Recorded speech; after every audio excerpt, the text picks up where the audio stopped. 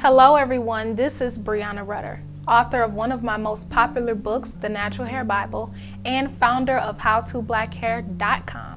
And for these videos, I love to answer the questions you all send me via email. So if you have any questions you would like for me to answer, be sure to check out the description box below for additional information. This video is because of an email I received from Linda. Linda says that she really wants to go natural, but the problem is she's relaxed. And even though she's relaxed, she has super thick hair. So she knows that when she goes natural, it's gonna be even more to deal with. So she just really needs some very simple things that she can incorporate to help the whole process be a lot more easier for her. So Linda, I'm here to help, and I'm gonna tell you exactly the things that I want you to do to make the process a whole lot easier. So the very first thing that I'm going to suggest is that anytime before you're styling your hair, you always want to make sure that you're using some type of slippery agent as well as water to help you to gently glide your fingers or comb through your hair. And that is using a quality moisturizer and also using water. By using water to dampen your hair, this naturally helps your hair elongate because of the weight of the water. And then when you add a moisturizer or a conditioner onto your hair, this also adds a little bit more weight, which stretches it a little more. And then it's a slip agent, so that way when you're gliding your fingers or your comb through your hair, it doesn't snag. That's like the difference between combing dry hair versus hair that's soaked with conditioner or loaded with a moisturizer. You definitely feel the difference when you are combing and detangling. So that's a must, especially for thick hair.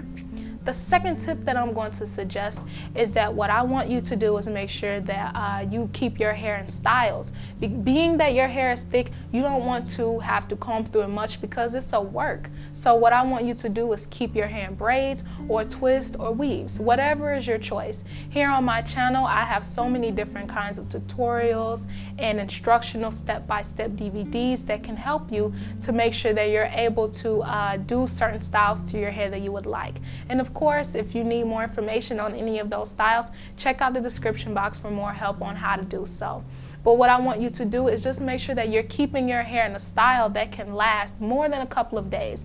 A week is best, especially for hair that's very thick and maybe even hard to manage. And now my very last tip that I'm going to suggest is that what I want you to do is do blowouts on your hair before styling. Now, depending on how much heat your hair can take, and also depending on your goals for your hair, maybe you don't want to use heat. If you don't want to use heat, you don't have to do this step specifically.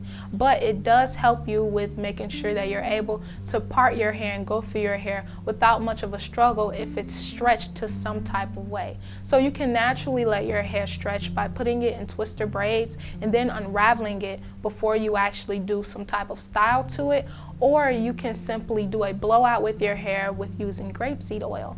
Grapeseed oil is my #1 choice of oil that I suggest when you're doing blowouts because grapeseed oil handles a very high temperature, which forms a barrier between the heat actually surging or damaging your hair. So if you just put a little bit of grape oil on your sections and then blow dry them, this will help you with styling greatly, especially for thick hair.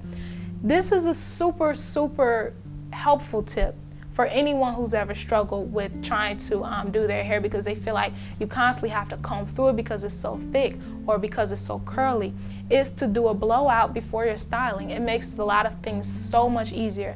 And you don't have to put your blow dryer on a high setting. You don't even have to put it on a medium setting. Put it on the lowest setting possible so that way you don't have to use really any heat at all, much of any, and then you can get the same effect of blown out hair before you actually begin styling.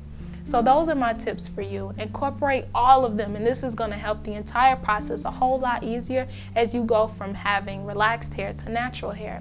Thank you for your email, and of course, thank you all for watching. And for more, make sure to check out the description box. But until then, I will see you all in my next video.